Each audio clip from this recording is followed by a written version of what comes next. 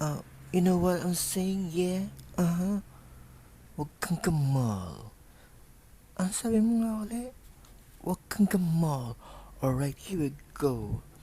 Doon sa aming barangay na pangalan ay Dunggalo, mayroon akong ikukwento, salitang naibento.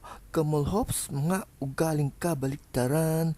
Linisin mo ang tenga mo at ako ay pakinggan. Huwag kang gamol, yeah.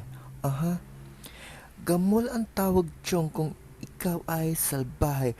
Turn off ka sa lahat ng chick, man. Problema mo ang laki. Kahit gaano ka pa kagwapo kung makapal ang iyong muka. Sa mata ng lahat ng sinong tao, mukha kang palaka. Lalo na kung babae ka.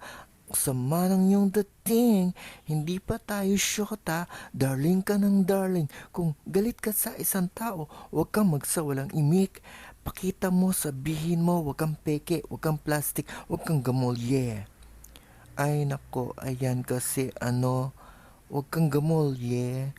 Gamol, yep, yan ang tamang spell. Gamol ang isang tao pag ang ulo niya ay may swell, yops, gamol.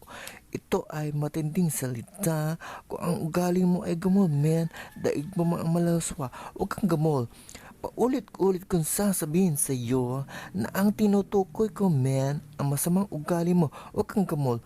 Ang ibig sabihin ay huwag kang sinungaling, pagkat ano man ang sabihin mo, men, sa'yo din babaling. Huwag kang gamol. Ang ibig sabihin ay huwag kang burara. Ngunit kung di ka naman makikinig sa akin, wala kang mapapala. Well, okay lang, walang problema. Kung di ka naman makinig sa akin, huwag mo kong pakinggan. Bahala ka, ikaw rin.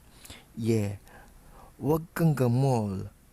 Siguro naman, Chong, ngayon ay alam mo na. Hindi mo lang gets, man, ngunit understood mo pa. Alam kong alam mong tamo, ngunit baka sakali. Baka nakakalimot ka sa mga bagay na mali. Pero may panahon pa, man, upang ikaw ay magbago. Lahat ng masama mong ugali ay iwanan mo. Ngunit kung ayaw mo, man, nasa sayo na yan. Gamol, gamol, gamol. Gamol ka magpakailanman. Huwag kang gamol.